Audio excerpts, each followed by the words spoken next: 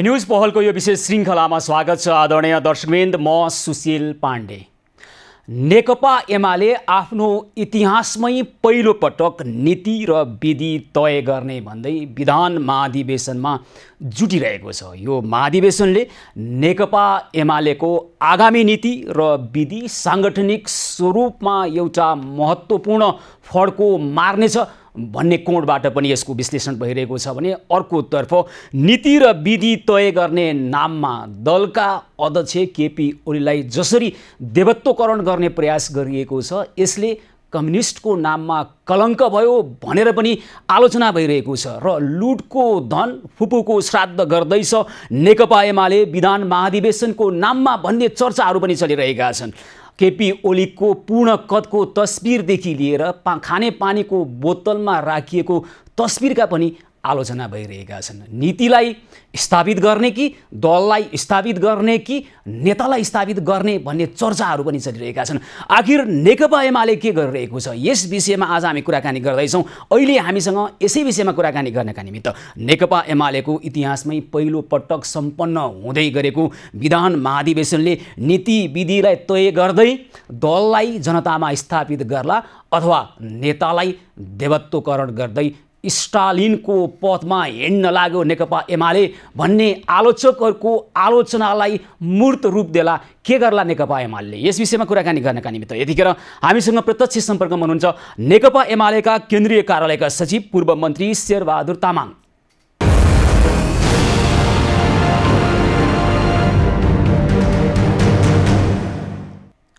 हजुर शेरबहादुरजी, के गर्छ तपाईहरुको यो विधान महाधिवेशनले? नीति र विधि तय गर्छ कि दलको नेतालाई अथवा पार्टीका अध्यक्षलाई देवत्वकरण गर्ने काम गर्छ? के गर्छ?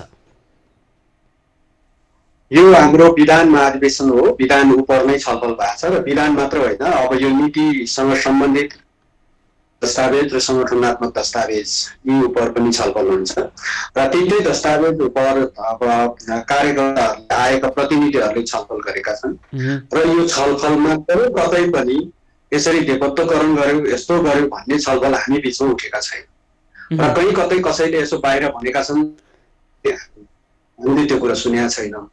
तर हामीले चाहिँ हामी महाधिवेशनमा छौँ र हामी महाधिवेशनमा छलफल गरिरहँदाखेरि एउटा चाहिँ हामीले महाधिवेशनबाट के थाहा पाएका छौँ भने देशभरिबाट यति धेरै कार्यकर्ताहरू प्रतिनिधि रूपमा आएका छन् र उहाँहरू एकदमै उत्साहपूर्ण तरिकाले सहभागी भएका छन् र नेकपा एमाले नै वास्तवमा यो मुलुकको एउटा चाहिँ नेतृत्वदायी र यो मुलुकलाई लिड गर्न सक्ने नेतृत्व गर्न सक्ने शक्ति हो भन्ने कुरा चाहिँ आम कार्यकर्तामा पनि विश्वास छ र यो आज यो महाधिवेशन गरिसके पछाडि हामी जुन नीति र विधि तयार गर्छौँ र यो अनुसार अगाडि बढ्दाखेरि आगामी दिनमा पनि नेकपा एमाले एउटा अझै शक्तिको रूपमा चाहिँ नेपालमा विकास हुन्छ भन्ने कुराको चाहिँ सबै कार्यकर्ताले एउटा विश्वास पैदा भएको छ र त्यो विश्वाससँगै यसको नेतृत्व कसले गरिरहेको छ भन्दा केपी ओलीले गरिरहेको छ भन्ने कुरामा पनि कार्यकर्ताले त्यत्तिकै विश्वास छ र आफ्नो नेता आफ्नो नेतृत्वप्रति कार्यकर्ताले विश्वास गर्छन् भने अब त्यो कुरालाई लिएर अनि होइन शेरबहादुरजी, आफ्नो कार्यकर्ता भन्दा बाहिरका आम जनताका कुरा पनि सुन्नुपर्छ तपाईँहरूले। हामी जनताको प्रश्न तपाईँलाई राख्दैछौँ। यतिखेर हुन त तपाईँहरूले विधान महाधिवेशन मार्फत नीति विधि तय गर्छौँ भनिरहेको यो सन्दर्भमा अहिले विभिन्न खालका आलोचना भइरहेको छ है नेकपा एमाले। अब प्रत्येक राजनीतिक दलले समाजमा मूल्य चुकाएको हुन्छ, त्यो राजनीतिक दलसँग आबद्ध अथवा त्यो राजनीतिक दललाई माया गर्ने नगर्ने सबै पक्षले त्यो राजनीतिक दलको निगरानी गर्नुपर्छ, समाजले निगरानी गर्छ तपाईँहरूलाई है। त्यसकारण तपाईँले यसको जवाब दिनैपर्छ। अब नीति विधि तय गर्ने हो भने विधान महाधिवेशन हुँदै गर्दा योभन्दा तलबाट तपाईँहरूको तल्लो सङ्गठनबाटै छलफल गर्दै त्यो छलफलमा परिमार्जन गर्दै एउटा प्रस्ताव सबैको लिएर आएको भए हुन्थ्यो। अलिकता फरक प्रस्ताव राख्ने घनश्याम भुषालको प्रस्ताव तपाईँहरूले अहिले राख्न दिनुभएको छैन महाधिवेशनमा होइन। र त्यसै गरी अब अहिले विभिन्न कोणबाट आलोचना भइरहेको छ यो नीति र विधि तय गर्ने नाममा ओलीजीको देवत्वकरण भन्दा केही पनि होइन भन्ने आलोचनामा तपाईँहरूको धारणा के हो? तपाईँले जसरी भन्दै हुनुहुन्छ तलबाटदेखि छलफल गरेर ल्याउनु पर्थ्यो भनेर तपाईँले जसरी भनिराख्नु भएको छ के हामी छलफलै नगरिकन बस्यौँ?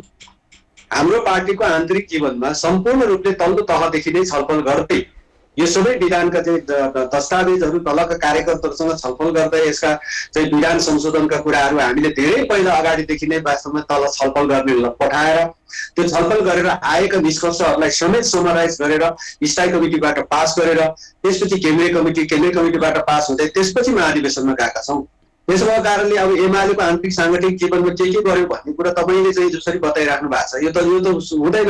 किनभने हामी त तपाईँ आफ्नो आन्तरिक साङ्गठनिक जीवनमा त हामी त क्रियाशील छौँ, हामी लागिरहेका छौँ। आफ्नो संगठन कसरी चलाउने, नेकपा एमालेमा फरक मतलाई स्थान छ कि छैन शेरबहादुरजी? यति कुरा एमालेले नबुझेर आजसम्म एमाले हिँड्या। नेकपा एमालेमा फरक मतलाई स्थान छ कि छैन?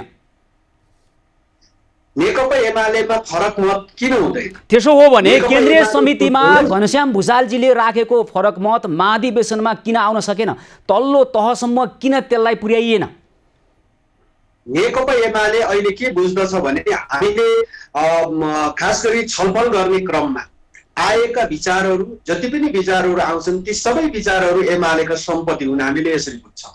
र यद्यपि त्यो सम्पत्तिले आज चाहिँ एमालेलाई जनताको बिचमा लोकप्रिय बनाउन, जनता बिचमा निर्वाचन लड्न त्यो सम्पत्तिले काम गर्छ कि गर्दैन भन्दा नगर्न सक्छ भन्ने कुरा यदि एमालेको महाधिवेशनले निर्गोल गर्छ भने त्यो सम्पत्ति केही समय राख्नुपर्ने होला नि त, त्यही आज खर्च गर्नुपर्ने हुँदैन होला नि। त्यसो कारणले सम्पूर्ण विचार महाधिवेशनले निर्गोल गर्नलाई महाधिवेशनमा प्रस्तुत गर्दै भइहाल्थ्यो नि त शेरबहादुरजी। महाधिवेशनले निर्गोल गर्ने भए त महाधिवेशनमा प्रस्तुत गरिदिएको भइहाल्थ्यो नि त। जे जति फरक मतहरू आउँथे ती फरक मतहरूलाई खुल्ला हृदयले महाधिवेशनमा राख्दा भए त्यहाँका महाधिवेशन प्रतिनिधिहरूले के गर्ने भन्ने निर्गोल गर्थे होला। खुल्ला हृदयले नै छलफल हुन्छ, त्यो चाहिँ स्थायी कमिटीमा छलफल भएको छ र धेरै साथीहरूका आफ्ना दृष्टिकोणहरू स्थायी समितिमा प्रस्तुत भएको छ। स्थायी कमिटीले पारित गरे पछाडि केन्द्रीय कमिटीमा आएको छ, केन्द्रीय कमिटीले पनि थुप्रै विचारहरू चाहिँ आएका छन्, ती सबै विचारहरूको समराइज गरेर आज दस्तावेज प्रस्तुत भएको छ। त्यसो भएको कारणले केन्द्रीय कमिटी, स्थायी कमिटीले र उहाँहरू टिम हुनुहुन्छ र टिम पारित भएको छ। त्यसो भएको कारणले यस्ता दस्तावेजहरू छलफल गर्ने क्रममा हामीले धेरै कुराहरू, धेरै स्टेपहरू पार गरेर आएको हुन्छ। एकैचोटि यत्रो महाधिवेशन चाहिँ गरेर कसैलाई यतिकै केही गरिदिउँ भन्ने आधारमा लहरको भरमा त भएको हुँदैन होला नि। नेकपा एमाले जतिको एउटा मुलुकको पहिलो पार्टी, यो सबै आफ्नो चाहिँ विधिपूर्वक नै चल्या भएर होला नि त आज नेकपा एमाले यो मुलुकको पहिलो पार्टी भएको। त्यतिकै लहरको घरमा पहिलो पार्टी त पक्कै भएन होला, यससँग केही नीतिहरू थिए होलान्, यो जनताले मन पराउने यसका केही राम्रा कामहरू थिए होलान्, जसका कारणले गर्दा आज एमाले त यो मुलुकको पहिलो पार्टी त हो नि। त्यसैले एमालेको विरुद्ध लाग्नको लागि अरू धेरै पार्टी संयुक्त हुनु पर्यो नि त। अलग अलग त एमालेसँग लड्न त सकिरहेको छैन। त्यसमाले सबै संयुक्त भएर लडेर नै एमालेलाई आज अलिक अङ्क गणितमा अलिकति तल देखाउन सकेका हो। त्यसो भएको कारणले हामीसँग आफ्नो नीति विधि अनुसारै एमाले भित्र आउने सम्पूर्ण विचारहरूलाई समराइज गरेर अगाडि बढ्ने भएको हुनाले कसैले बाहिरबाट भनिदिएर फलानुको विचार फलानुको विचार भनेर यो एमालेका नेताहरूले एमालेका विचारहरूले एमाले भित्र जन्मिने विचारहरूलाई एमाले समराइज गर्छ।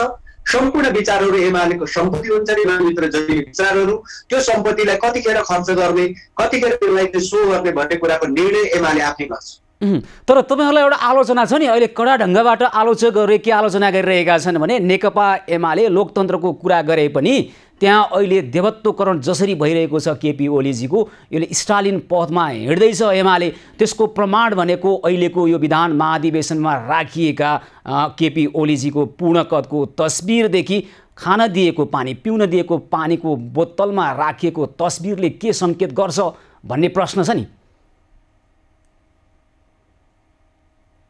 अब यो चाहिँ कतिपय कुराहरू एउटा हामीले वातावरणीय हिसाबले सोचेका थियौँ। बोतलको पानी चाहिँ जसरी बोतलमा पानी खाए पछाडि बोतल जथाभावी फ्याँक्ने खालको हाम्रो कल्चर छ र सडक पनि त्यसरी तपाईँको चाहिँ काठमाडौँको वातावरण दूषित छ।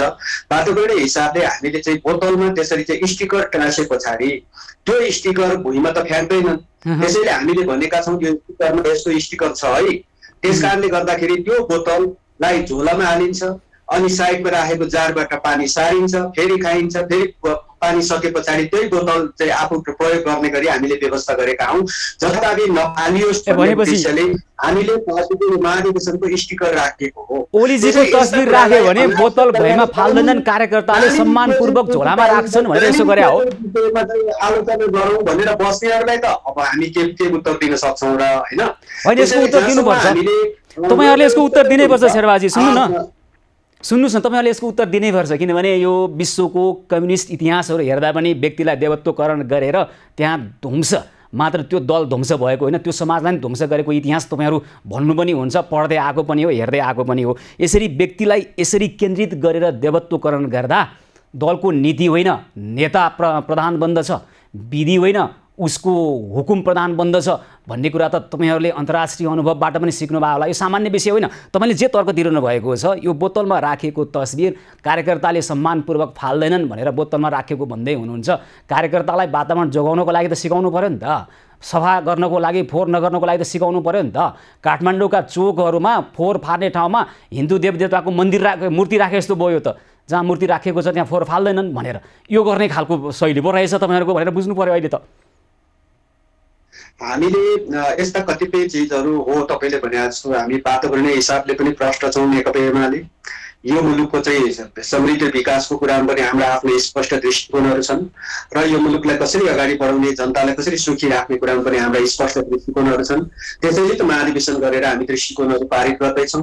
त्यसैले जहाँसम्म कतिपय कुराहरू हुन सक्छ कि आफ्ना नेताको सँग चाहिँ यत्रो महाधिवेशनमा अब करिब 7,000 प्रति डेलिगेट्सहरू चाहिँ अब यहाँ उपस्थित छन्। अब ती डेलिगेट्सहरूले सबैले अध्यक्षसँग भेट्न सक्दैन। आफ्नो प्यारो अध्यक्षसँग भेट्न नसकिसके पछाडि कमसेकम एउटा फोटो खिच्ने वातावरण तयार होस् भन्ने उद्देश्यले राखिएको कुरालाई अनि त्यो कुरालाई लिएर ध्वस्तीकरण गर्यो भनेर जसरी चर्चा परिचर्चा गरिएको छ कि हामी हो नीतिमा प्रश्न छौँ। अब नेकपा एमाले के कुरामा हामी प्रश्न छौँ भने जोसुकै नेता वा कार्यकर्ता कोही पनि नहुँदा पनि नेकपा एमाले निरन्तर अगाडि बढ्छ भन्ने कुरामा हामीलाई विश्वास छ। कुरो त्यति मात्रै छैन। पूर्व प्रधानमन्त्री बाबुराम भट्टराईजीको शब्दमा नेकपा एमाले एकैछिन शेरबहादुरजी सुन्नुहोस् न, एमालेको अगुवाई गर्ने झलनाथ खनालहरू नहुँदा पनि त आज एमाले चल्दो रहेछ। त्यसैले कमरेड केपी शर्मा ओली पछि पनि त एमाले चल्छ। यो कुरामा हामी प्रष्ट छौँ। तर यद्यपि अहिले नेकपा एमालेको अध्यक्ष केपी ओली हो र आगामी निर्वाचनमा केपी ओलीकै नेतृत्वमा हामी चुनावमा जान्छौँ। यसमा कुनै शङ्का छैन। कसैले केही भन्नै पर्दैन कि हामी यही कुरामा अगाडि बढ्छौँ र आगामी एक कार्यकाल पार्टीको अगुवाई पनि केपी ओलीले नै गर्नेछ। यो कुरामा कुनै कुरो यति मात्रै छैन। तपाईँहरूलाई भएको आलोचनाको कुरो हेर्ने हो भने पूर्व प्रधानमन्त्री बाबुराम भट्टराईजीकै शब्द प्रयोग गर्नुपर्दा नेकपा एमाले लुटको धन फुपूको श्राद्ध गर्दैछ, निम्न लागेको बत्ती हो भन्ने भनाइ छ। अब उहाँ त्यो भनाइ भन्दै चाहिँ अनि खिँदै जानु भएको छ अनि त्यो आलोचना खप्दै हामी चाहिँ बढ्दै गएको छौँ। यो के हो अब त्यो जनताले नै छुट्याउँछ। अनि जनताले त हिसाब किताब राखेका छन्। तर अब यो ओलीजीको देवत्वकरणको तपाईँहरूको शिक्षा चाहिँ चीनमा भएको सी जिनपिङको नेतृत्वको देवत्वकरण र यस अगाडि प्रचण्ड पदको जुन अभ्यास गर्ने प्रयास गरेको थियो तत्कालीन नेकपा माओवादीले, अहिले तपाईँहरू प्रचण्डको आलोचना गर्दै प्रचण्ड पदको बाटोमा हिँड्नुभयो ओलीजी भन्ने कुरो छ नि। तपाईँले सुरुमै भन्नुभयो गर्छ, लोकतन्त्रलाई यसले स्वीकार गर्छ, लोकतान्त्रिक प्रतिस्पर्धालाई यसले स्वीकार गर्छ। त्यसो भएको कारणले हो मलाई एउटा चाहिँ मेरो मान्यता होला कि आगामी मैले अघि नै भने कि आगामी एक कार्यकाल नेतृत्व केपी ओलीले नै नेतृत्व गर्नेछ। आगामी तपाईँको चाहिँ निर्वाचनको पनि नेकपा एमालेको तर्फबाट केपी ओलीले नै नेतृत्व गर्नेछ। तर यद्यपि लोकतान्त्रिक विधिमा कोही प्रतिस्पर्धा गर्दैनन् त भन्दा गर्न सक्छ, गर्छन् भने पनि नेकपा एमाले भित्र एकदम। अनि यस अगाडि त ओलीजीले म एउटै कक्षा दोहोऱ्याउँदिन भन्नुभएको थियो नि त शेरबहादुरजी। सुन्नुहोस् त, यस अगाडि ओलीजी आफैले मैले जीवनमा एउटै कक्षा दोहोऱ्याउने मैले अभ्यास गरेको छैन भन्नुभएको थियो। अब एउटै कक्षामा किन दोहोरिँदिन त उहाँलाई? अब यस्तो चाहिँ कतिपय चिजहरू हुन्छन्। हेर्नुहोस्, अहिले यो मुलुकको केपी ओली नेकपा एमालेको अध्यक्ष मात्र होइन, केपी ओली नेकपा एमालेको अध्यक्षता गर्ने नेकपा एमालेको संसदीय दलको नेता मात्र होइन।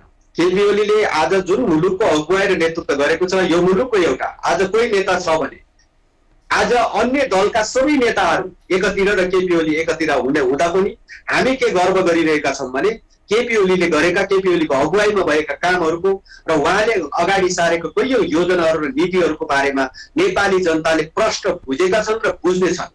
त्यसो भएको कारणले अब यहाँनिर चाहिँ तपाईँको चाहिँ अब केपी ओलीको कद बढ्ला कि केपी ओलीको कद बढ्यो भने आफ्नो घट्ला कि भनेर कसैलाई ईर्ष्या डाहा लागेको छ भने ठिक छ नि त, हामी प्रतिस्पर्धा त गर्न तयार छौँ निर्वाचनमा। निर्वाचन त हुनु पर्दछ, अब निर्वाचन त हुनेवाला छ। त्यस भएको कारणले हामी त यो कुरामा त प्रष्टै छौँ नि त। त्यसैले को देवत्वकरण भयो कि भएन, कतिको मान्छे चाहिँ अब जनताले केपी ओलीलाई मन पराएर भोट हालेर फेरि पनि सरकारको नेतृत्व गर्ने जिम्मेवारी दिन्छ भने अनि त्यो चाहिँ के हो त? त्यसो भए त्यसो भएको कारणले लोकतान्त्रिक विधिमा विश्वास गर्ने भागले निर्वाचनको विधिद्वारा केपी ओली आउँछ भने अनि त्यो कुरालाई इच्छा गरेर डा गरेर केही कुरा यसो फेसबुकमा हाल्ने आधारमा के अरे फेसबुक मात्र भने सामाजिक सञ्जालमा कुनै एउटा चाहिँ सञ्जालमा एउटा स्ट्याटस हालेर चाहिँ अनि त्यस्तो आलोचना गर्दैमा अनि केपी ओलीको कद घट्छ र?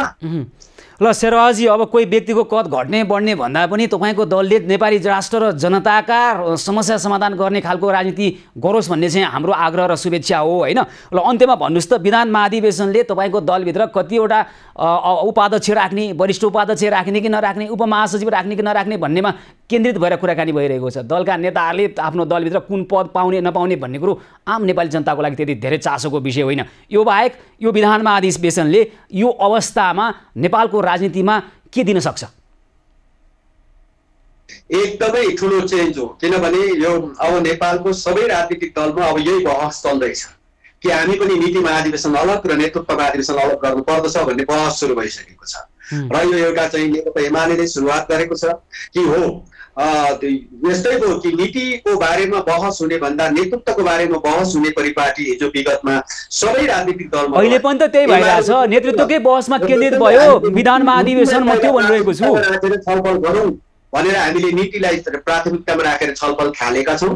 र यो छलफल थाल्ने क्रममा हामीले चाहिँ जसरी जुन कोणबाट जसरी चाहिँ कार्यकर्तालाई सहभागी गराएर छलफल गरेका छौँ, यो छलफलबाट निस्केको निष्कर्षको आधारमा आगामी 5 वर्ष नेकपा एमाले यो मुलुकलाई कसरी लिड गर्छ, हामी आगामी निर्वाचनमा कसरी अगाडि बढ्छौँ र नेपाली जनताले हामीलाई मन पराउनु पर्ने वा मन नपराउनु पर्ने कारणहरू के, यी सबै कुराको फेरिस्त जनताले जाँच्दैछन्। त्यो जचाइमा हामी उत्रौँ र हामी फेरि पनि त्यही त मैले शेरबहादुरजीसँग बुझ्नै पर्ने कुरो, हाम्रो दर्शकलाई भन्नै पर्ने कुरो, विधान महाधिवेशनले नेकपा एमालेको नीति र विधिमा के त्यस्तो फड्को मार्छ जसले अहिलेको यो धमेलिएको राजनीतिलाई संल्याउनको लागि नेकपा एमाले योगदान गर्न सकोस्? त्यस्तो केही छ भन्नुहोस् त। पहिलो कुरा त नेकपा एमाले एउटा यो मुलुकको लोकप्रिय एउटा चाहिँ आन्दोलनको नेतृत्व गर्दै आएको पार्टी हो र त्यसो भएको कारणले यो पार्टीभित्रका आम कार्यकर्ताहरूमा यो बिचमा जुन पार्टीभित्र केही समस्या देखा पर्यो र त्यो देखा परिएको समस्यामा देशव्यापी यसको के असर छ त भन्ने कुराको समीक्षा नै त्यो महाधिवेशनमा भइरहेको छ। त्यसैले त्यो समीक्षाको सबै उत्तरहरू हेर्दाखेरि हामी त्यस्तो धेरै चाहिँ कुनै असर परेर एकदमै जो कुनै बेला पार्टी फुटको अवस्था हुने जस्तो त्यस्तो अवस्थामा हामी नरहेको कुरा हामीले यो ठाउँबाट पाएका छौँ। र यसरी हेर्दाखेरि देशव्यापी रूपमा आगामी रूपमा फेरि पनि नेकपा एमाले एउटा शक्तिका साथ जनताबाट निर्वाचित भएर आउने कुरामा हामी विश्वस्त भएका छौँ। र त्यति मात्र होइन, हामीले अब सङ्घीय मोडेल अनुसार यो मुलुकका कतिपय चाहिँ हाम्रा संविधानहरूमा हाम्रो कानुनी व्यवस्था हाम्रा संवैधानिक व्यवस्था अनुसार हाम्रो चाहिँ विधानलाई मिलाउनु पर्ने कारण पनि थियो। त्यसैले हाम्रा ती कतिपय विधानहरूलाई चाहिँ मिलाउनु पर्नेछ र अब देशका नेतृत्वका चाहिँ कतिपय नेतृत्वमा बसिसके पछाडि नेतृत्वको कमी कमजोरीहरू के हुन सक्छन्, ती कमी कमजोरीहरूलाई हटाउने उपायहरू के हुन सक्छन् भन्ने सवालमा समेत पनि यो महाधिवेशनमा धेरै कोणबाट छलफल सुरु भएको छ। हुन्छ शेरबहादुरजी, यहाँलाई धेरै धेरै धन्यवाद। हजुर धन्यवाद। हस्, उहाँ हुनुहुन्थ्यो नेकपा एमालेका केन्द्रीय कार्यालय सचिव पूर्व मन्त्री शेरबहादुर तामाङ। नेकपा एमालेको आफ्नो इतिहासमै पहिलो पटक भइरहेको विधान महाधिवेशन जसले नीति र विधि तय गर्ने भन्ने दाबी नेकपा एमालेको छ, तर नीति र विधि भन्दा पनि बढी साङ्गठनिक स्वरूप र त्यहाँ कुन कुन पदलाई कसरी थप्ने भन्ने कुरामा बढी केन्द्रित भइरहेका कुराहरू पनि आइरहेका छन्। प्रत्येक राजनीतिक दलले समाजमा मूल्य चुकाएर त्यो राजनीतिक दल स्थापित भएको हुन्छ, त्यसकारण समाजले प्रत्येक राजनीतिक दलले लिने नीति, उसको साङ्गठनिक स्वरूप र उसको विधि र उसले कस्ता खालका एजेन्डाहरूलाई प्राथमिकतामा राखेर राजनीतिक बहस गरिरहेको छ, राजनीति गरिरहेको छ भनेर नेपाली समाजले निगरानी गरिरहनुपर्छ, खबरदारी गरिरहनुपर्छ। राजनीतिक दललाई सच्याउनका निमित्त आग्रह पूर्वाग्रह नराखिकन त्यो राजनीतिक दलले नेपाल राष्ट्र र नेपाली जनताको समस्यामा केन्द्रित भएर राजनीति गरोस् भन्नका निमित्त निगरानी र खबरदारी हामी निरन्तर गरिरहन्छौँ। निर्वाचन जित्नु मात्रै महत्त्वपूर्ण कुरा होइन, शेरबहादुरजीले भन्दै हुनुहुन्थ्यो र अहिले चलिरहेको एउटा बहस छ, अब हामी जित्छौँ निर्वाचन भनिरहेका छन्। निर्वाचन धेरैचोटि जितेर आउनुभयो तपाईँहरूले, झन्डै 2/3 ल्याउनु भएको होइन र आफै कसरी भत्कनु भयो र जनताको जुन अपेक्षामा चिसो पानी कसरी खन्याउनु भयो त्यो अनुमति पटक पटक नेपाली जनताहरूले तपाईँहरूलाई किन दिइरहने? प्रमाणित गर्नुपर्छ आफूलाई। तपाईँहरूले गरेका राजनीति नेपाली राष्ट्र र नेपाली जनताका समस्या समाधान गर्नका निमित्त हामी प्रत्येक पल, प्रत्येक सेकेन्ड, प्रत्येक मिनट, प्रत्येक घन्टा, प्रत्येक दिन रात नभनी काम गरिरहेका छौँ, राजनीति गरिरहेका छौँ भनेर नेपाली जनतालाई प्रत्येक दिन प्रमाणित गर्नुपर्ने तपाईँहरूको दायित्व हो। इतिहासको ब्याज खाएर वर्तमानमा राजनीति गरेर फेरि पनि सत्ताको भर्याङ चढ्छौँ भन्ने अपेक्षा लिएर मात्रै तपाईँहरूका राजनीतिक व्यक्तिगत आकांक्षाहरू पुरा होलान्, तर राष्ट्र र जनताको अपेक्षा, राष्ट्र र जनताको आकांक्षा चाहिँ पुरा भएको छैन। यो ढङ्गबाट हुँदैन। इतिहासले भन्छ, वर्तमानले भनिरहेको छ, भविष्यमा यसको निरन्तरता नहोस्। र नेकपा एमालेको विधान महाधिवेशनमा आखिर हुँदैछ त के? हामी यो विषयमा अरू पनि कुराकानी गर्छौँ। एब न्युज पहल निरन्तर जारी रहनेछ, हामीसँगै रहनुहोला।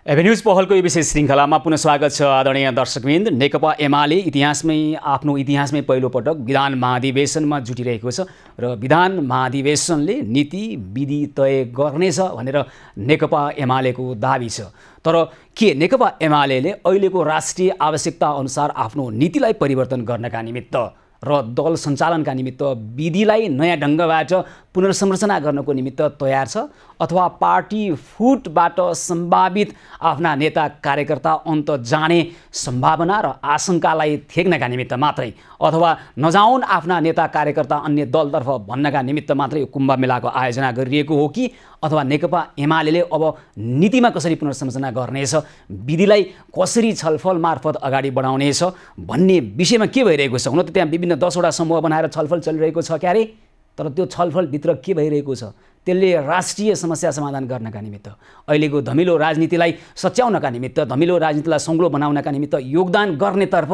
नेकपा एमाले आफ्नो ऊर्जा खर्च गर्ने प्रयास गरिरहेको छ कि अथवा यो मात्र कसैको शब्दमा लुटको धन फुपूको श्राद्ध र केपी ओलीको जसरी देवत्वकरण भइरहेको छ मात्र यसमा सीमित हुन्छ भन्ने मात्रै कुरा हो? आखिर के हो? यो विषयमा कुराकानी गर्नका निमित्त बागमती प्रदेश समूहका नेता हुनुहुन्छ, विभिन्न 10 समूह बनाएर त्यहाँ छलफल भइरहेको छ। त्यो समूहभित्र के छलफल भइरहेको छ भन्ने विषयमा हामी कुराकानी गर्छौँ। यतिखेर नेकपा एमालेका नेता, पूर्व मन्त्री, बागमती प्रदेशका अध्यक्ष, बागमती प्रदेश समूहका नेता आनन्द पोखरेल हाम्रो सम्पर्कमा हुनुहुन्छ। हजुर आनन्दजी, के भइरहेको छ विधान महाधिवेशनमा? कस्तो विषयलाई केन्द्रमा राखेर तपाईँहरूको बिच यो समूहबीच छलफल भइरहेको छ भन्नुहोस् त। धन्यवाद सुशीलजी। नेकपा एमाले ऐतिहासिक प्रथम विधान महाधिवेशन गरिरहेको छ। यो विधान महाधिवेशन अहिले प्रचारमा भए जस्तै अर्थात् तपाईँले व्यक्त गरे जस्तै कुम्भ मेला होइन।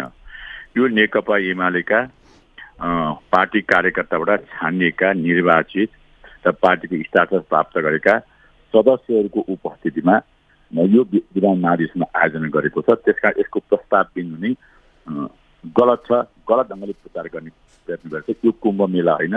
हामीले यो प्रथम महाधिवेशनमा राजनीतिक प्रतिवेदन, साङ्गठनिक प्रतिवेदन र विधान प्रस्तुत गरेका छौँ।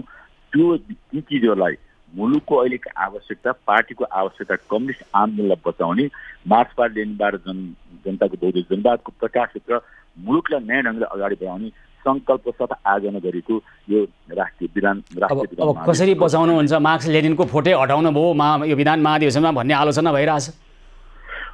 यही त छ, कस्मेटिक कुराहरूको बारेमा धेरै प्रचार हुन्छ। फोटोले आत्मिक कुराको प्रतिनिधित्व गर्दैन, देखावटी कुरा मात्र। आत्मिक कुरा त त्यो दस्तावेजको गहिराइमा। त्यसैले केपी ओलीजीको यदि ठुलो फोटो किन राखे त? पानीको बोतलमा किन फोटो राखे यदि त्यसो हो भने? तपाईँले भने जस्तै अहिले केपी ओली नेकपा एमालेको सदस्य अध्यक्ष हो। केपी ओली अहिले मुलुकको राजनीतिको शीर्ष व्यक्तित्व हो। केपी ओली राष्ट्रिय एकताको पर्यायवाची र राष्ट्रिय अखण्डता र स्वतन्त्र सार्वभौमताको रक्षक र मुलुकको एउटा स्वाभिमान नेता भएको कारणले गर्दा आफ्नो पार्टीभित्र आफ्नो नेताको फोटो राख्नु यो सामान्य संस्कृतिभित्र पर्छ। अब दलको अध्यक्षको देवत्वकरण तपाईँहरूको नीतिभित्र पर्या हो? हामी कम्युनिस्टहरू छुट्टै चेतना पदार्थभन्दा बाहिर छुट्टै चेतनाको विश्वास गर्दैनौँ। त्यसैको कारणले देवत्वकरण गर्ने भन्ने शब्दसँग मेरो आपत्ति छ। केपीओलीको योगदानको व्याख्या गर्न, चर्चा गर्न आफ्नो ठाउँ हो। यो देवत्वकरण गरेको केपीओलीले हाम्रो पार्टीलाई सुन्न नचाहने व्यक्तिहरूले गरेको एउटा प्रचार मात्रै हो। तर नेकपा एमाले सामाजिक फाँसीवादको बाटोमा हिँड्दैछ, स्टालिन पथमा हिँडिरहेको छ, मुसोलिनी बनाउने प्रयास भइरहेको छ। त्यहाँभित्र फाँसीवाद भन्ने शब्दको अर्थ त यहाँले राम्रोसँग बुझ्नुहुन्छ होला नि, सामाजिक फाँसीवाद अझ होइन? यो पथमा हिँडिसक्यो नेकपा एमाले भन्ने आलोचना छ नि त आनन्दजी। यसमा तपाईँहरूको छलफल हुँदैन त्यहाँभित्र? हामी सामाजिक फाँसीवाद अथवा नाजीवादको पक्ष पोषण गर्दैन। हामी मार्क्सवाद लेनिनवादको पक्ष पोषण गर्छौँ। ओलीवाद थप्या हो त्यसमा? जनताको बौद्धिक आनन्दजी, मार्क्सवाद लेनिनवादमा ओलीवाद थप्न खोज्या हो? हामीले हाम्रो दस्तावेजमा त्यसरी लेखेका छन्। त्यो कसैले केपी ओलीलाई मन नपराउने। मैले अघि भने कम्युनिस्ट आन्दोलनलाई मन नपर्यो भने कम्युनिस्ट विरोधी मार्क्सवाद विरोधी तत्त्वहरू हामी अहिलेका गठबन्धनसँग सम्बन्धित व्यक्तिहरूले यसरी चर्चा र परिचर्चा गरेर केपी ओलीलाई विस्थापन गरिसकेपछि नेपाली राजनीतिमा हाम्रो पनि हात माथि पछाडि भनेर ईर्ष्या र डार गर्नेहरूले नियोजित ढङ्गले गरिएको प्रचार हो। त्यसकारण हामीले म त ओलीवाद भन्छु, हामीले मदन मल्लले अगाडि सारेको जनताको बौद्ध जनवाद भन्ने सिद्धान्तलाई हामीले आत्मसात गरेर अगाडि छौँ, ओलीवादलाई होइन। त्यसकारण यो देवत्व कलको कुनै प्रश्न होइन।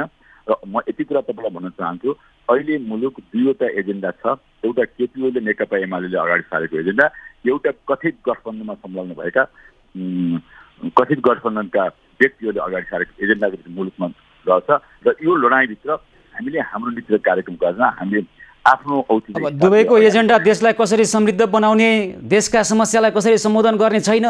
तपाईहरुका व्यक्तिगत कुण्ठा र स्वार्थका ती दस्तावेजहरू के हेर्नु। मैले तपाईलाई सोध्नै पर्ने प्रश्न छ। अहिले मैले कुम्भ मेला किन भनेको पनि ठुलो जमघट त हो नि, ठुलो खर्च भएको छ। यो खर्च पारदर्शी होस् र नेपाली जनताले थाहा पाऊँ कहाँबाट आयो, कति खर्च भयो थाहा पाउने त अवसर दिनु होला है। तर तपाईहरुलाई लागेको आरोप विधान महाधिवेशनको नाममा नेकपा एमाले भर्खरै सत्ताबाट बहिर्गमन भएको लुटको धन फुपूको श्राद्ध गर्दैछ भन्ने आलोचना गर्नेहरू छन् नि, के भन्नुहुन्छ?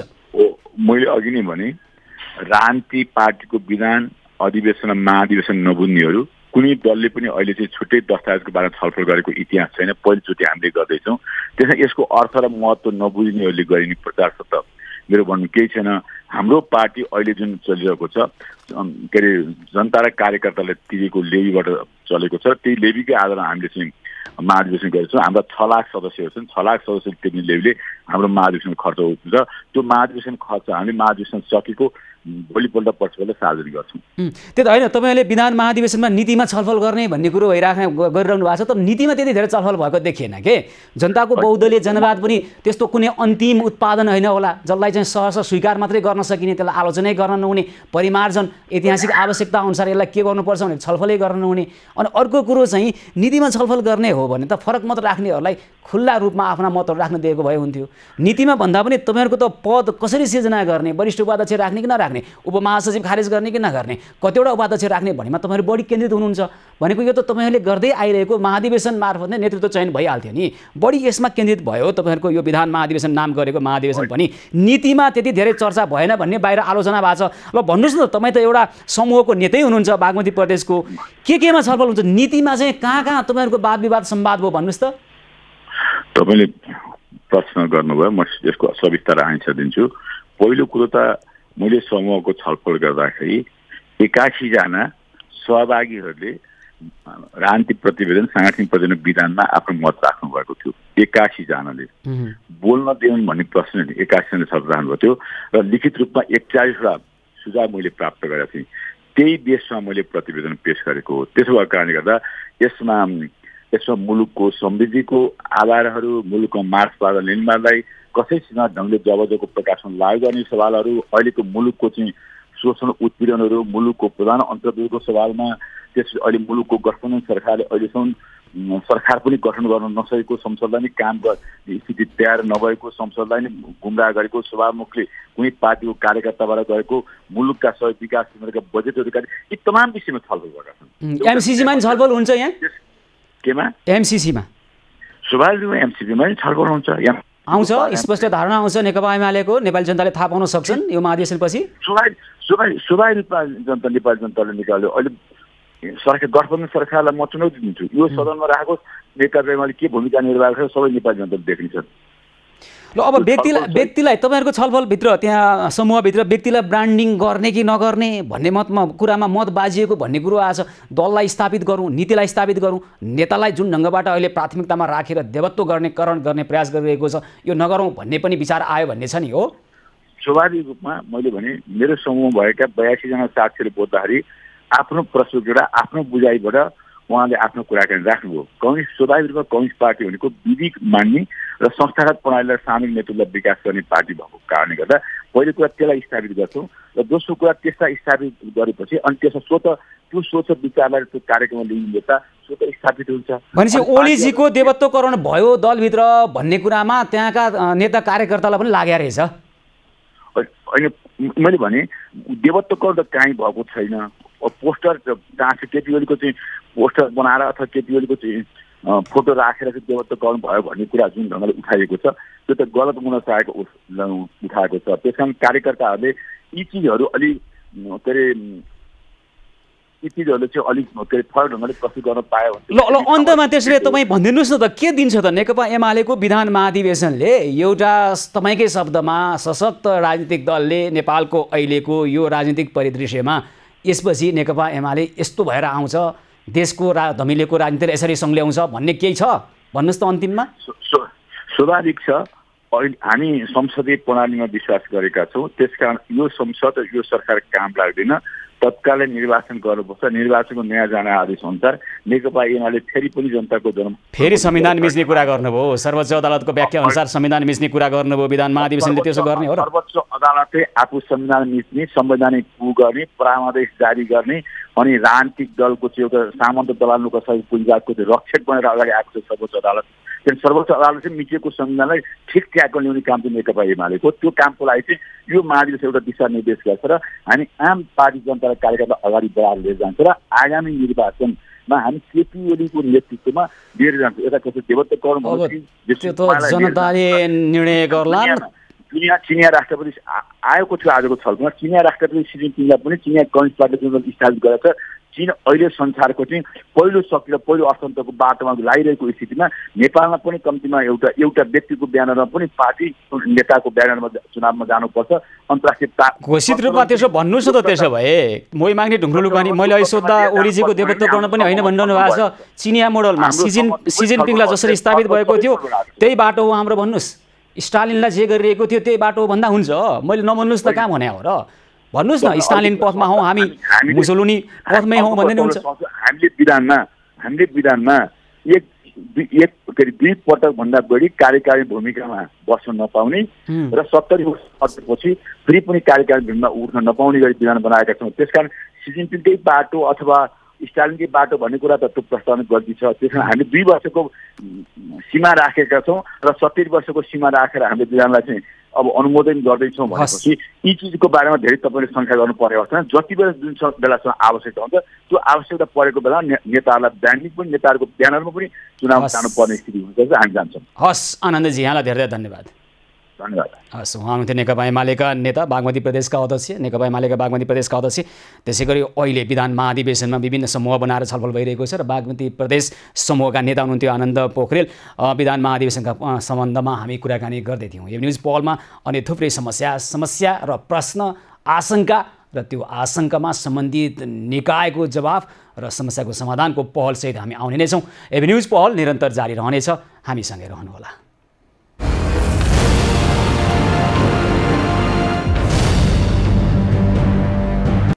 एबी न्युज पहलको यो विशेष श्रृङ्खलामा पुनः स्वागत छ। आदरणीय दर्शकवृन्द, सरकारले जनताको करबाट जम्मा भएको राज्य कोषबाट विभिन्न उद्देश्य हासिल गर्नका लागि भन्दै दिइने अनुदान पटक पटक दुरुपयोग भएको कुराहरू आइरहेको छ। अहिले एउटा कौशी खेती नामको अनुदान बागमती प्रदेशले दिने गरेको छ र त्यो अनुदान करोडौँका घर भएका घर धनीहरूले पनि कौशी खेती गर्ने भन्दै करदाताबाट उठेको 10,000 रुपियाँ लिए भन्ने खालको आलोचना अहिले सामाजिक सञ्जालदेखि चिया पसलमा पनि भइरहेको छ। विशेष गरी बागमती प्रदेशले अनुदान प्राप्त गर्न 25 जनाको समूह बनाएर प्रस्ताव लगेपछि प्रति घरलाई कौशी खेती गर्नको निमित्त 10-10 हजार अनुदान दिइरहेको छ र वास्तविक कृषकले उत्पादन गरेका कृषि जन्य उत्पादनहरूको अहिले राम्रो बजार पाइराखिएको छैन। किसान एकातर्फ मरिरहेका छन्, उपभोक्ताहरूको ढाड सेकिरहेको छ भन्ने कुरो आइरहेको छ। तर करोडौँ रुपियाँको घर भएका काठमाडौँ उपत्यका लगायत सहरिया धनीहरूले पनि कौशी खेती गर्नका निमित्त करदाताहरूबाट उठेको राजस्वबाट 10-10 हजार रुपियाँ लिए भन्ने आलोचना, यो कुन आधारमा यो अनुदान प्रदान गरिन्छ र यसको उद्देश्य के हो, यस विषयमा कुराकानी गर्नका निमित्त हामीसँग बागमती प्रदेशका कृषि तथा सहकारी मन्त्रालयका प्रवक्ता राजन ढकाल हुनुहुन्छ। हजुर राजनजी, यो कौशी खेतीको यो अनुदानको अवधारणा अनि यसको कस्तो खालको उद्देश्य हासिल गर्न खोज्या हो? या त करोडका घर धनीहरूले पनि लिए 10,000 भन्ने कुरो छ नि, के हो वास्तविकता? अब यहाँलाई धन्यवाद। सर्वप्रथम हामीलाई यो यहाँको टेलिभिजनमा आउने अवसर पनि दिनुभयो। खास गरी यो कौशी खेतीको अवधारणा चाहिँ यो शहरी कृषि अन्तर्गतको अवधारणामा आधारित छ, जहाँ चाहिँ व्यस्त जीवन र जुन चाहिँ अब यो बजारी खानेकुराको बढी प्रभाव भएको ठाउँमा आजकलको जमानामा चाहिँ खास गरी विषादीयुक्त तरकारीहरूको दबदबा र त्यसले चाहिँ उपभोक्ता हितलाई एकदम प्रतिकूल प्रभाव पार्ने अवस्थामा उपभोक्ताहरूले खास गरी जहाँ सहर केन्द्रित, जहाँ चाहिँ हाम्रो पर्याप्त मात्रामा खेतीयोग्य जमिन हुँदैन तर आफ्नै यो चाहिँ करेसाबारीको त्यस्तै चाहिँ कौशीमा रहेको स्पेसलाई पनि प्रयोग गरेर हाम्रो दैनिक भान्सामा प्रयोग हुने जुन चाहिँ साना साना आवश्यकताहरू त्यसलाई परिपूर्ति गर्न सकिन्छ। खास गरी यो नागरिकलाई स्वस्थ बनाउनु पर्छ भन्ने एउटा अभियानको रूपमा चाहिँ यो सहर केन्द्रित कृषिमा आधारित यो कौशी खेती रहेको छ। म यहाँलाई निवेदन गरौँ, यो काठमाडौँ भ्यालीमा मात्रै चाहिँ करिब 6 लाख जति घर परिवार भएको चाहिँ हाम्रो आकलन गरिएको छ। अझ यसको तथ्याङ्क अझै चाहिँ अब अहिलेको नयाँ चाहिँ राष्ट्रिय जनगणनाले अझ त्यसलाई चाहिँ थप अपडेट पनि गर्ला। र प्रत्येक घरको यो कौशीको क्षेत्र कम्तीमा चाहिँ 1 आना मात्रै प्रयोग भयो भने पनि त्यसले ठुलो एमाउन्टमा चाहिँ यो सहर केन्द्रित जुन चाहिँ जनसङ्ख्या छ त्यसलाई चाहिँ यो एउटा चाहिँ स्पेस दिन्छ जसले चाहिँ। ठिक छ राजनजी, मैले कौशी खेतीकै अवधारणामा भन्दा पनि अनुदानको अवधारणामा चाहिँ तपाईँलाई प्रश्न राखेँ। पक्कै पनि यो अनुदानको विषय चाहिँ यससँग जोडिएका प्रविधिसँग पनि अन्तर सम्बन्धित हुन्छ र यो जुन चाहिँ सहरी खेतीको सोच छ त्यो सोचलाई चाहिँ एउटा सरकारी तवरबाट एउटा कार्यक्रमिक रूप दिनको लागि बागमती प्रदेश सरकारले 2076-77 को कार्यक्रमदेखि नै सहर केन्द्रित यो कौशी खेतीलाई चाहिँ प्राथमिकता। हैन ठिक छ, मैले भने चाहिँ करोडौं मूल्यका घर भएका घरधनीहरूलाई कौशी खेती गरेर आफै उत्पादन गरेर आफै तरकारी खानको लागि 10,000 दिनुपर्छ त जनताको करको पैसा। अब यसलाई होला, यसको चाहिँ अब दुई फरक पाटोहरू पनि होला नि विश्लेषणको। हामीले हेर्दाखेरि चाहिँ खास गरी नागरिकको स्वास्थ्य र खास गरी अनि यो सहरी क्षेत्रमा जुन चाहिँ यो कामबाट फर्किसकेपछि बिहान बेलुकाको समय चाहिँ त्यसलाई यो खेतीपातीमा प्रयोग गर्दा ठिक छ। यो विषयमा त म तपाईसँग विमति राख्दिनँ। यो ठिक छ, कौशी खेतीको अवधारणा यसलाई अझै बढाउनु पर्छ। मैले भने चाहिँ कस्तो व्यक्तिले पाउने हो हैन, अनि अब घरधनीहरूले भनेको आफ्नो घरमा करोडौँको लगानी गर्न सक्ने अनि कौशीमा 10,000 चाहिँ भनौँ न करदाताको पैसाबाट दिनुपर्ने अवधारणामा चाहिँ मैले तपाईँलाई प्रश्न राखेँ। यो कतिको आवश्यकता हो, दुरुपयोग भयो कि भने यसलाई त्यो ढङ्गबाट पनि विश्लेषण गर्न सकिन्छ। यहाँले भन्नुभएको उठाउनुभएको विषयहरू हामी पनि दीर्घकालीन रूपमा चाहिँ यसलाई यो प्रत्येक घरधुरीलाई प्रत्येक यो सहर केन्द्रित जुन चाहिँ अलिकति भनौँ न अब हाम्रो दृष्टिकोण हाम्रो नजरबाट हेर्दाखेरि सहरमा बस्ने चाहिँ अलि धनाढ्य नै हुन्छन् भन्ने त्यो किसिमको चाहिँ आम समाजको मान्यता छ। त्यसलाई सधैँभरि चाहिँ सरकारले नै प्रत्येक घरधुरीलाई यसरी दिनुपर्छ भन्ने मान्यता मन्त्रालयको पनि छैन। यद्यपि तर अहिले त अनुदान प्राप्त गर्न 25 जनाको समूह बनाएर आएपछि त 25 जनाले 10-10 हजारको दरले पाइरहेछन् नि त हैन। अब त्यति मात्रै भनिकन मैले यहाँलाई अगाडि नै भनिसकेको थिएँ, जम्मा हाम्रो चाहिँ 6 लाख घरधुरी अहिलेकै अवस्थामा पनि रहेको अनुमान गर्न सकिन्छ र कार्यक्रमले चाहिँ हामी चाहिँ 2000 जति घर परिवारमा हामी पुग्न सकेको अवस्था हो। मैले यो यहाँलाई किन भनिरहेको छु भन्दाखेरि हामीले चाहिँ त्यसको चाहिँ एउटा डेमो इफेक्ट देखाइसकेपछि भोलिका दिनमा चाहिँ हाम्रो आफ्नो कौशीमा पनि भएका स्पेसहरू प्रयोग गरेर आफ्नो हैन। ठिक छ राजनजी, मैले त्यतातिर प्रश्न भन्दा नि मैले अनुदानतिर केन्द्रित भएँ। मलाई राजनजी तपाईँले यो कौशी खेतीको अवधारणा भन्दा म तपाईँका एकैछिन आउँछु। यतिखेर कृषि मन्त्रालयका पूर्व सहसचिव तेजबहादुर सुवेदी हुनुहुन्छ। उहाँले चाहिँ यो विषयमा अलि गहन ढङ्गबाट हेरिरहनु भएको छ। यसरी अनुदान दिनु कतिको ठिक हो बेठिक हो के हो त? यसरी अनुदान दिँदै गर्दाखेरि करदाताको पैसाको दुरुपयोग भयो कि अथवा के भयो? यो विषयमा कुराकानी गर्नका निमित्त कृषि मन्त्रालयका पूर्व सहसचिव तेजबहादुर सुवेदी हामीसँग प्रत्यक्ष सम्पर्कमा हुनुहुन्छ।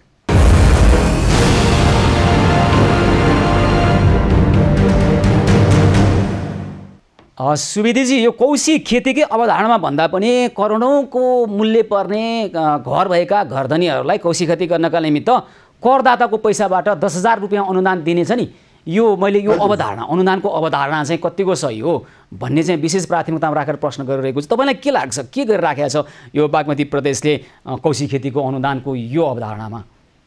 धन्यवाद सर। अब यो कौशी खेती सम्बन्धमा अलिकति जुन यो अनुदानको कुरा यहाँले प्रश्न गर्नुभएको छ यो अलिकति दुरुपयोग भयो कि भन्ने सन्दर्भमा अब सरकारको दायित्वको हिसाबले हामी खाद्य र पोषणको सुरक्षाको कुरा जुन गर्छौँ, ग्रामीण क्षेत्र मात्रै नभएर सहरी क्षेत्र पनि राज्यको एउटा दायित्वको अङ्गभित्र पर्छ र हामीले अहिलेको अवस्थामा हेर्यौँ भने नेपालमा उत्पादित करिब हामी 2 लाख करिब 3 लाख हेक्टरमा चाहिँ हामी तरकारी खेती भइरहेको छ र करिब 40 लाख मेट्रिक टन चाहिँ हामी आन्तरिक उत्पादन हाम्रो छ र यो आन्तरिक उत्पादनले नपुगेर अहिले हामी बाहिरबाट पनि तरकारी आयात गर्नु परेको अवस्था हो।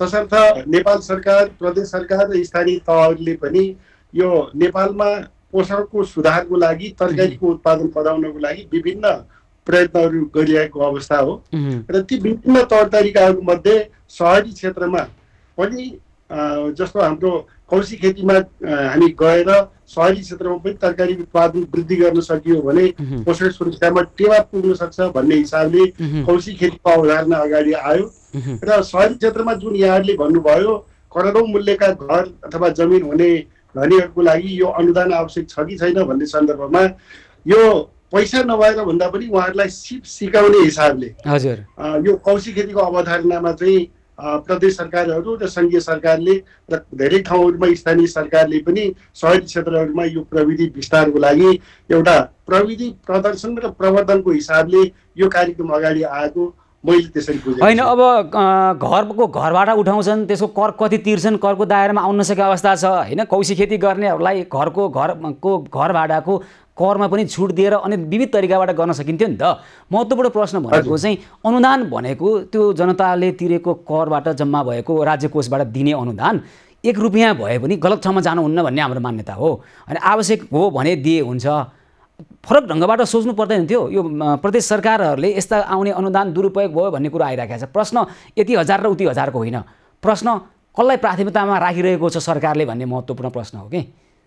हजुर, त्यो जुन कुरा यहाँले गर्नुभएको छ वास्तवमा सरकार अथवा नेपाल सरकार, प्रदेश सरकार र स्थानीय तहहरूले पनि शहरी क्षेत्रमा पोषण सुरक्षाको हिसाबले यो प्रविधि विस्तार गर्नु आवश्यक छ र यसले पोषण सुरक्षामा टेवा पुर्याउँछ भन्ने एउटा प्रदेश सरकार र संघीय सरकारको पनि बुझाइ हो र धेरै ठाउँमा स्थानीय सरकारले पनि यो कार्यक्रममा सहयोग पुर्याएका छन्।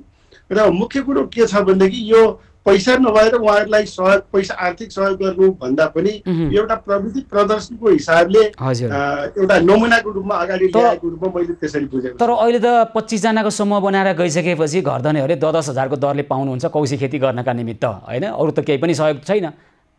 हजुर, र यसमा प्रविधिको कुरो पनि सँगसँगै जुन समूह अथवा चाहिँ व्यक्तिहरूले यसमा अनुदान पाउनुहुन्छ उहाँहरूलाई चाहिँ त्यो प्रविधि पनि सँगसँगै प्रदेश सरकार अथवा यो कार्यान्वयन गर्ने निकायहरूले प्रविधि पनि सँगसँगै लिएर अगाडि जानुपर्छ।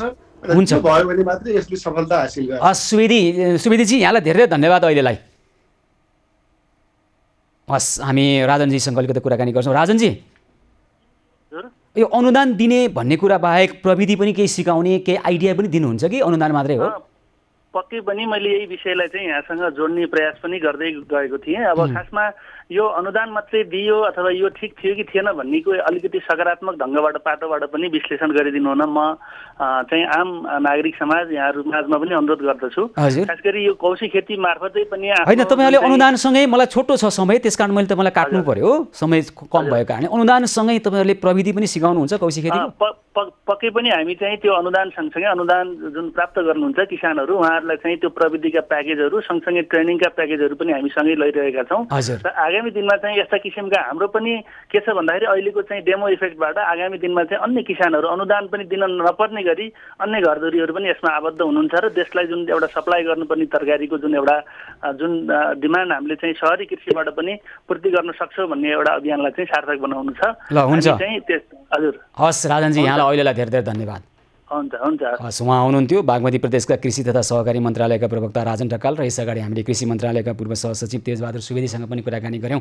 सहरमा कौशी खेतीको अवधारणा आफैमा ठिक हो, यसलाई कार्यान्वयनमा ल्याउनुपर्छ, तर करोडौँका घर भएका घरधनीहरूलाई 10,000 को दरले कौशी खेती गर्ने भन्दै दिएको अनुदान दुरुपयोग भयो कि भन्ने खालको कुरो मात्र। दुरुपयोग कुरा भन्दा पनि अनुदान जनताको करबाट उठेको राज्य कोषबाट दिइने अनुदान 1 पैसा 1 रुपियाँ पनि गलत ठाउँमा जानु हुँदैन, गलत कुराको नजिर स्थापित हुनु हुँदैन। र अनुदान 10,000 दिएर मात्रै कौशी खेती हुन्छ भन्ने पनि छैन। प्रविधि सिकाउनु छ, कौशी खेती गर्नका निमित्त उत्साह जगाउनु छ, त्यो काम पनि गर्नुपर्छ भन्ने जस्तो हामीलाई लाग्छ।